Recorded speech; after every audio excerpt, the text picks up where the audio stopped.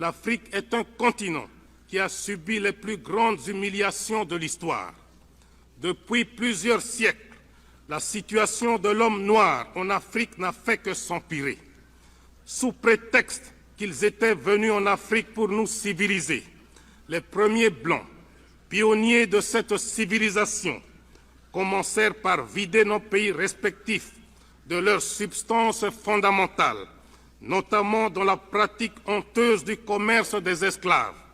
Et déjà à cette époque, les chefs de file étaient des Portugais.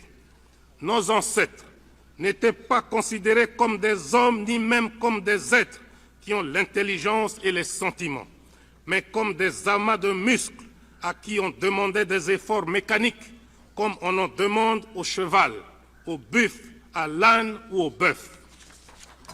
L'esclavagisme continuera jusqu'à prendre, au XIXe siècle, des allures d'une véritable catastrophe continentale.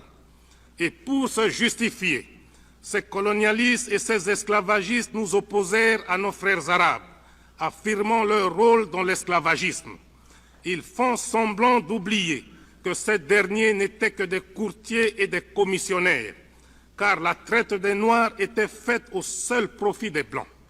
Les pays colonialistes d'Europe ont d'ailleurs vite compris l'adage qui dit, je cite, « On n'est jamais mieux servi que par soi-même ». Fin de citation. Le Noir n'a plus à échapper au razzia, car il perd tout simplement ses droits, sa patrie et sa liberté. Le processus de déshumanisation commence. Le Noir doit abandonner sa personnalité, ses structures mentales et sociales, en un mot, son authenticité. Des arguments pseudo-scientifiques ne manquèrent pas pour justifier cette entreprise de déshumanisation. Nous croyions que tous les colonialistes avaient fini par comprendre l'irréversibilité de l'histoire. Mais l'expérience actuelle montre que l'Afrique n'est pas encore au bout de ses peines, car les colonialistes livrent encore le combat d'arrière-garde. En effet, des mercenaires blancs, payés par certains pays, avaient cherché à reconquérir même certains pays déjà indépendants. Comment peut-on expliquer qu'un pays comme le Portugal puisse avoir la force de contrôler des grands territoires comme l'Angola, le Mozambique, s'il n'était pas soutenu par des puissances plus puissantes que lui? En effet, le Portugal est un pays économiquement, socialement et culturellement sous-développé, sans démocratie.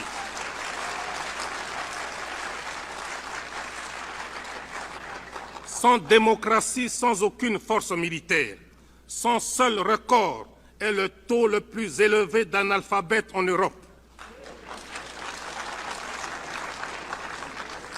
Sa force et son arrogance lui viennent tout droit de son appartenance à l'OTAN, car ce pays avec ses colonies est nécessaire stratégiquement pour cette organisation militaire. Entre les deux colonies portugaises, l'Angola et le Mozambique, s'est développée il y a quelques années une situation presque aussi similaire, mais en tout cas scandaleuse. Je veux parler de la Rhodésie.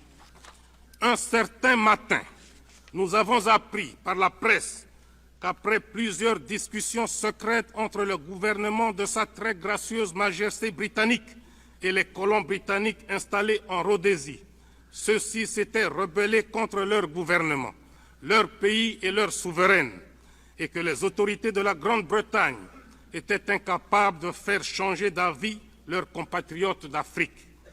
La Grande-Bretagne a comme devise « Dieu est mon droit », ce qui, je suppose, signifie que le rôle du gouvernement de ce pays est de faire régner la justice là où il en a l'autorité. En survolant l'histoire de ce grand peuple, on constate qu'il a largement justifié l'existence de cette devise et qu'il a même outrepassé la simple justice pour la confondre avec ce qu'il pouvait appeler le seul droit de la Grande Île. Pour s'en convaincre, il suffit de se rappeler d'innombrables mouvements de rébellion et d'indépendance si violemment matés par la Grande-Bretagne au cours de son histoire. Le cas des États-Unis d'Amérique, qui ont vaillamment lutté pour conquérir l'indépendance, est trop connu pour être développé ici. Partout, au Kenya, aux Indes, en Guyane, à Chypre, à Aden, en Palestine, à Gibraltar, à Anguilla, la Grande-Bretagne a utilisé la force pour faire valoir son autorité. Partout, sauf comme par hasard, en Rhodésie. Et pourtant, les Africains de Rhodésie, comptant sur la justice de ce grand pays, avaient fait confiance au gouvernement britannique. Mais, hélas, ils durent déchanter.